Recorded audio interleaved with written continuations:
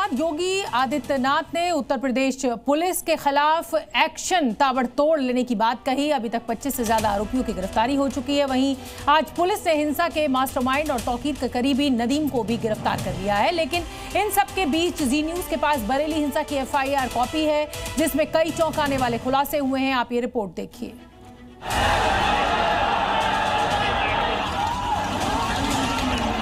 तौकीर का गुर्गा अब पकड़ा गया। बरेली को जलाया, योगी फोर्स ने सबक सिखाया। हिंसा में थी खाकी की हत्या की साजिश। बरेली हिंसा की जांच जैसे जैसे आगे बढ़ रही है, जांच की हर परत में नए खुलासे हो रहे हैं। साजिश का जाल इस तरीके से बुना गया ताकि प्रदेश में बड़ा हंगामा खड़ा किया जा सके, अराजकता फैल सके और इसके कई सबूत सामने हैं। जी न्यूज के पास बरेली हिंसा की सुपर एक्सक्लूसिव FIR रिपोर्ट सामने आई। इस FIR में तौकीर रजा को हिंसा में आरोपी नंबर 1 बताया गया। FIR के मुताबिक तौकीर रजा ने लोगों को भड़काया, कहा कि आज शहर का माहौल बिगाड़ना है, चाहे इसमें पुलिस वालों की हत्या भी करनी पड़े। इतना ही नहीं, बरेली में किए गए प्रदर्शन के लिए बाहर से अपराधियों को भी बुलाया। भीड़ ने पुलिस पर अवैध हथियारों से जान से मारने के इरादे से फायरिंग की, पुलिस वालों के डंडे छीने, हमला किया, पुलिस वालों के बैच नोचे गए, कांच की बोतलों से पेट्रोल बम पुलिस पर फेंके गए, जिससे कई पुलिस वाले घायल हुए। भीड़ में सर तन से जुदा के नारे लगे। भीड़ को उग्र किया गया। भीड़ को भड़काने के लिए सरकार के खिलाफ नारेबाजी की गई। FIR में खुलासा यह भी कि बरेली हिंसा सोची समझी साजिश के तहत करवाई गई। तौकीर रजा और उसका करीबी नदीम ने सोच समझकर प्लान बनाकर साजिश के तहत इसको अंजाम दिया।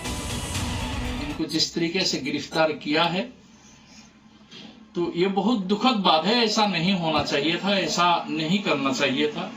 आई लव मोहम्मद कहना या आई लव मोहम्मद लिखना ये हर मुसलमान का हक है। हर मुसलमान ये कर सकता है, लिख सकता है, ये अपनी जाती मामला है। तो ये अपना धर्म का मामला है।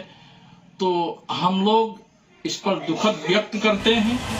तो दूसरी ओर बरेली हिंसा मामले में पुलिस का एक्शन और तेज हो।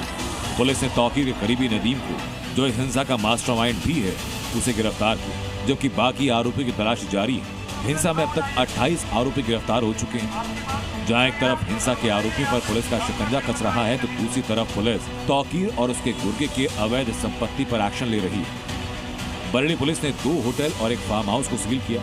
इन्हीं होटल्स में हिंसा के बाद दंगाई छिपे थे। ये संपत्ति तौकीर के करीबी आरिफ की है। अहम लॉन भी आरिफ का ही है और पुलिस ये दावा कर रही है कि जैसे ही ये पूरा का पूरा माहौल बरेली में खराब हुआ तो उनमें से कुछ लोग यहाँ पर आके छुपे। पुलिस पहले ही ये कह चुकी है कि कुछ बाहरी लोग भी इस हिंसा में शामिल होने के लिए यहाँ पर पहुँचे थे। और जैसे जैसे जांच जब आगे बढ़ी तो ये पता चला कि इस लॉन के अंदर भी, अब देखिए यहाँ पर इसे सील कर दिया गया है, सीलिंग की कार्रवाई की गई है। आगे की जांच अभी की जा रही है, लेकिन शुरुआती जांच में जो 27 आरोपी अब तक पकड़े गए हैं उनसे पूछताछ में ये पता चला है कि उनमें से कुछ ऐसे ही लॉन में, ऐसे ही होटल में आकर छुप गए थे।